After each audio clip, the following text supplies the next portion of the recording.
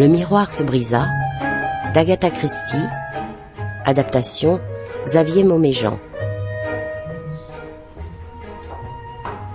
Miss Marple, je viens chercher votre plateau.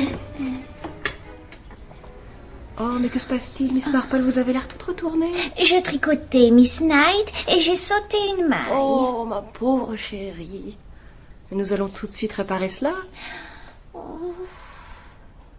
Mais qu'avez-vous? Je m'ennuie, Miss Knight. L'inactivité me pèse. Même le jardinage m'est interdit.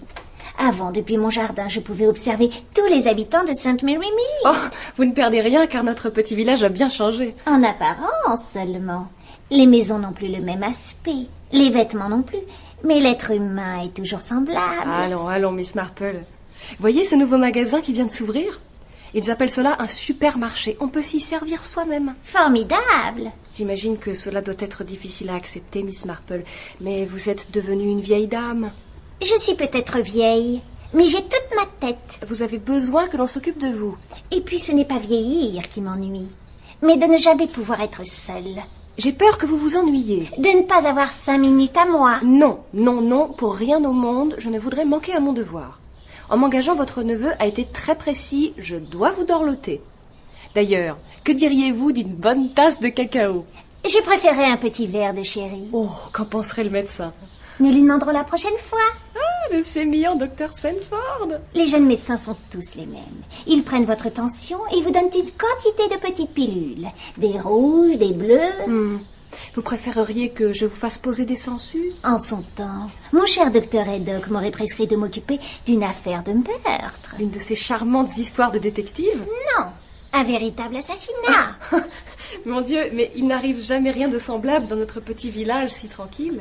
Un meurtre peut se produire n'importe où. Bien, Miss Knight, je vais aller faire ma petite balade. Juste le temps d'aller acheter une pelote de laine bleue, je ne serai pas longue. Je n'aime pas trop vous laisser sortir seule. Supposons que vous tombiez dans la rue. Et si je reste ici? Imaginez que vous tombiez dans l'escalier et que je bute sur votre corps en allant voir ce qui se passe. Eh bien, prenez votre temps.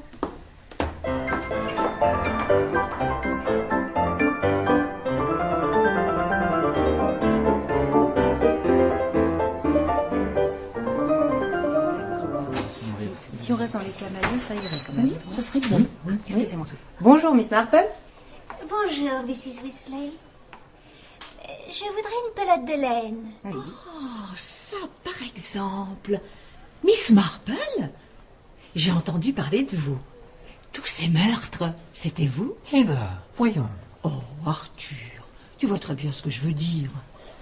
J'ai effectivement été mêlée à une ou deux affaires criminelles. À qui ai-je l'honneur? Mr. et Mrs. Badcock, nouveau venus à St. Mary Mead. Nous habitons dans le quartier 9. J'ai entendu dire que des meurtres avaient été commis ici même, au village.